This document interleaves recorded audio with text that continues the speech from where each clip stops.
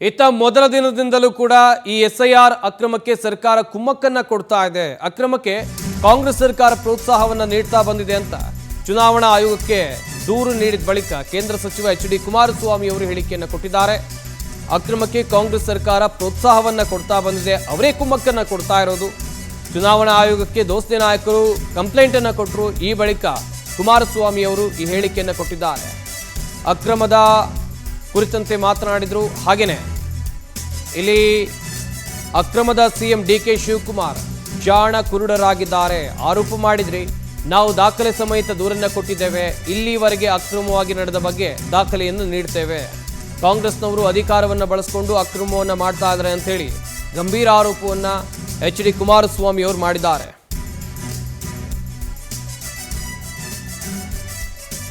ಸದ್ಯ ಜಟಾಪಟಿ ಜೋರಾಗ್ತಾ ಇದೆ. SIR ನಲ್ಲಿ ಅಕ್ರಮ ಆಗಿದೆ ಎನ್ನುವ ಕುರಿತಂತೆ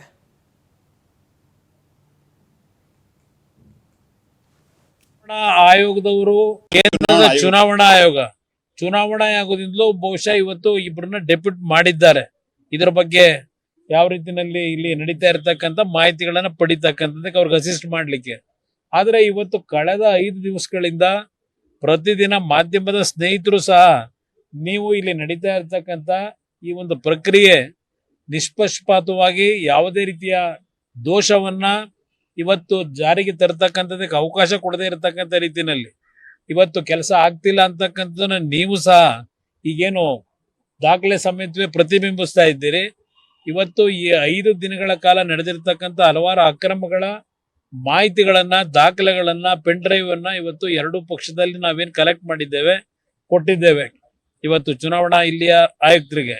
ಅದರಿಂದ ಇವತ್ತು ಈ ರಾಜ್ಯ ಸರ್ಕಾರ ಇವತ್ತು ಯಾವ ರೀತಿಯಲ್ಲಿ ಅಧಿಕಾರಿಗಳನ್ನ ಇಲ್ಲಿ ಏನಾಗುತ್ತೆ, ಅವ್ರೇನೋ ಪ್ರಿಯಾಂಕಾ ಖರ್ಗೆ ಅವರು ಚುನಾವಣಾ ಆಯೋಗದವರು ಕತ್ತೆ ಕಾಯ್ತಿದ್ದಾರೆ ಅಂತ ಏನ್ ಹೇಳ್ತಾರೆ, ಚುನಾವಣಾ ಆಯೋಗದವರು ಯಾವ ನಿಯಮಾವಳಿಗಳನ್ನ ಈ ಒಂದು ಪ್ರಕ್ರಿಯೆಯಲ್ಲಿ ಅಳವಡಿಸ್ಕೋಬೇಕು ಅಂತಕ್ಕಂಥ ಗೈಡ್ ಲೈನ್ಸ್ ಏನ್ ಕೊಟ್ಟಿದ್ದಾರೆ ಅದೆಲ್ಲವನ್ನ ಗಾಳಿಗೆ ತೂರಿ